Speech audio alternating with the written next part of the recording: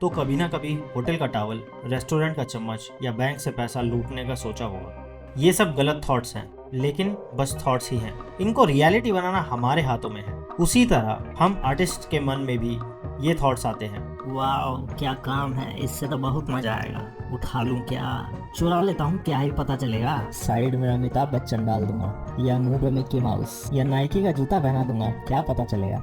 लेकिन उनको रियलिटी बनाना भी हमारे हाथों में है।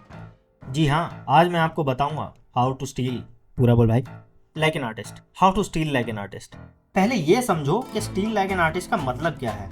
और उसके लिए हम आज से 51,200 साल पहले चलते हैं, जब इंसानों ने जंगली सुअर का ये चित्र एक रॉक पर कार्व किया और वो बना उस आदमी का ओरिजिनल आर्टवर्क हमारे हिसाब से। हाँ तो बात ये है कि अगर वो आदमी किसी के बनाए चित्र पर थोड़ा बहुत यहाँ वहाँ काम करता बिना कंसेंट के, तो उसको चोरी बोलते, ना कि इंस्पिरेशन। पॉइंट क्या है? पॉइंट ये है सर कि शेर को देखकर शेर बनाना आर्ट है, और उस बने हुए शेर को उठाकर मॉडिफाई करके बेचने को चोरी कहते हैं। आई बात समझ में?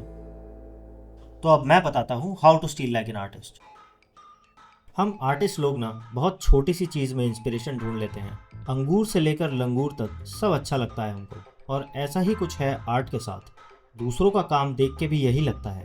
अब या तो तुम उससे इंस्पायर होकर खुद का कुछ बनाओ, या फिर उसको ऐसे ही उठा लो। किसी को क्या ही पता लगेगा भाई। तो चुराना कैसे है कि किसी को पता ना लगे।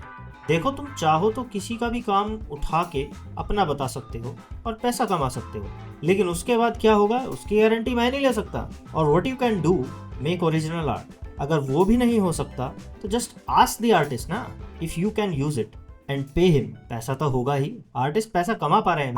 मेरा फेवरेट ऑप्शन सुनोगे? लेकिन वो शुरू होता है एक सवाल के साथ, what is an original art work? Original सुन के लगता होगा कि ऐसा कुछ जो खुद ब खुद अपने आप में नया हो, जैसे एक wheel. A wheel is a wheel, you can not invent a wheel again, but you can make your own wheel. Original art is not the absence of influence, it's the transformation of it. Originality comes from your own experiences and feelings. Simple, इतना ही है। इसको चाहे कितना ही fantasise कर लो, और यही रहेगा। देखो, पिकासो से लेकर मजनू भाई तक सबका अलग नज़रिया है आर्ट को लेकर, और मैं खुद बचपन से अब तक बहुत सी चीज़ों से इंस्पायर हुआ हूँ। हम सब होते हैं।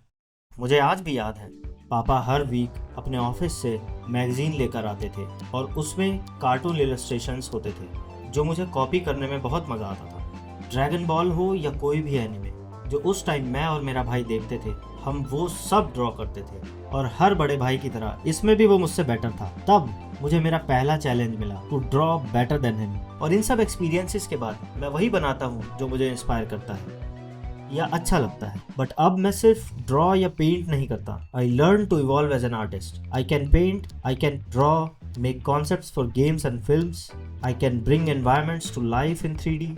All this because of years of practice. इस इमेज को ही देख लो। I made this image after I visited Ellora caves. और बात सिर्फ यहीं ख़त्म नहीं होती। इस इमेज को बनाने के बाद आई made this in unreal engine, which is inspired by the image I made. And this is what I mean by steel like an artist. Photoshop में डालो 60 ग्राम रेफरेंस, मूड बोर्ड बन गया। एक स्टोरी डाल दो, एक लाइट रेफरेंस डाल दो, एक मूड रेफरेंस डाल दो, और 5 स्केच डाल दो। मैं लिख के कहता हूँ 15 दिन कर ले ये कोई। और जो कहते हैं ना मेरे आइडिया नहीं आ रहा, मेरे मूड नहीं हो रहा, या मेरे स्केच नहीं हो रहे, 15 दिन कर लो, 16वें दिन आके खुद बोलोगे भैया यार चोरी क्या होती है। अब भी समझ नहीं आया तो किसी का भी काम उठा के अपना बोल दो और बेच दो। बाकी पब्लिक है, ये सब जानती है। Steel like an artist, not steel from an artist. Thank you for watching till the end. और वीडियो अच्छी लगी है तो सब्सक्राइब करो और कमेंट सेक्शन में भर भर के बताओ। And help me grow this channel. We will make great things together.